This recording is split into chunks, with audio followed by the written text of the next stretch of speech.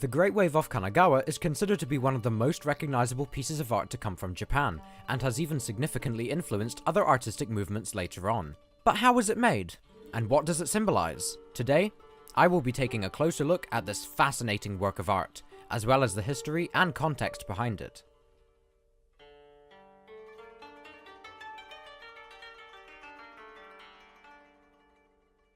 The Great Wave off Kanagawa is a woodblock print by Japanese artist Katsushika Hokusai, from a series of prints he did called 36 Views of Mount Fuji, a series of prints showing Mount Fuji from many different perspectives, from natural settings to distant views from towns and cities. It belongs to the Ukiyo-e art genre, a genre that flourished during the Edo period. Ukiyo-e is Japanese for images of a floating world, and was meant to capture the impermanence of life in the towns of Japan. The term ukiyo by itself can be translated as floating world, which is homophonous with an ancient Buddhist term, signifying this world of sorrow and grief. The newer term at times was used to mean erotic or stylish, among other meanings, and came to describe the hedonistic spirit of the time for the lower classes of Japanese society, such as the merchant class. To simplify the process of making a woodblock print, a design is chiseled into wood after a design was drawn on traditional Japanese paper, which was then glued onto the wood before ink was applied. Originally, extra colors were applied by hand, but were eventually applied with the help of extra woodblocks. Normally, only the names of the artist and publisher were credited on the finished print, as prints were created by teams of artisans and workshops that usually consisted of the publisher, who commissioned, promoted, and distributed the prints, the artists, who provided the design image, the wood carvers, who prepared the woodblocks for printing, and the printers, who made the impressions of the woodblocks on paper.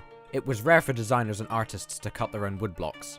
Anyways, let's talk a little about the artist behind the print, Hokusai. Hokusai was born in 1760 in Edo, which is now Tokyo. During his lifetime, he went by many different names, but he began calling himself Hokusai in 1797. Hokusai discovered Western prints that came to Japan through Dutch trade. From the Dutch artwork, Hokusai became interested in linear perspective, and then created a Japanese variant of it. This influence of Dutch art can also be seen in the use of a low horizon line and the distinctive European color, Prussian blue. Hokusai is often described as having a personal fascination with Mount Fuji, which sparked his interest in making the 36 Views of Mount Fuji series. Hokusai was interested in oblique angles, contrasts of near and far, and contrasts of man-made and the natural. These can be seen in the Great Wave off Kanagawa through the juxtaposition of the large wave in the foreground, which dwarfs the small mountain in the distance, as well as the inclusion of the men and boats amidst the powerful waves. The wave is about to strike the boats as if it were an enormous monster, which seems to symbolize the irresistible force of nature and the weakness of human beings. Mount Fuji, on the other hand, signifies stillness and eternity. It is the symbol of Japan, and as a sacred object of worship, holds a significant place in Japanese beliefs.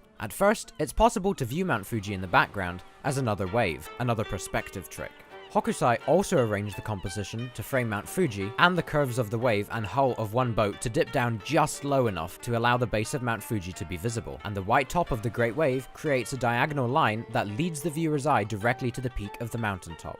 As well as responding to the sacredness and perceived power of Mount Fuji, Hokusai was also responding to a boom in domestic travel and the corresponding market for images of Mount Fuji. Because of the way these prints were made, they were mass-produced. At the time, however, these prints were not considered to be proper works of art, and were often purchased as souvenirs.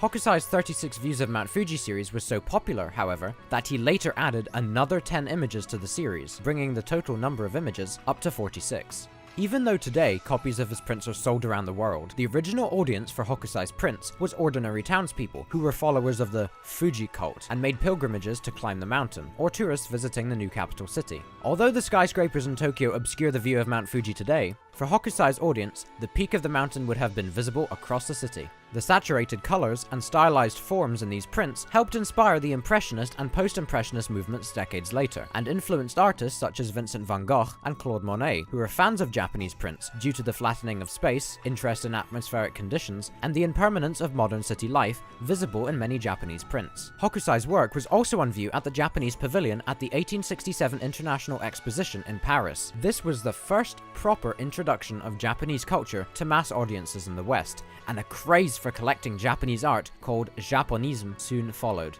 Today, copies of the original Great Wave are still produced, with meticulously carved out woodblocks, and are available to purchase. Hokusai's original prints are also viewable at many museums around the world, including the British Museum in London, where I was fortunate enough to see the Great Wave off Kanagawa. The Great Wave off Kanagawa, now being one of the most recognizable pieces of art on the planet, will no doubt inspire many more artists in the future, and Hokusai's whole series of prints will continue to tell the mysterious story of the sacred mountain in the land of the rising sun for decades to come.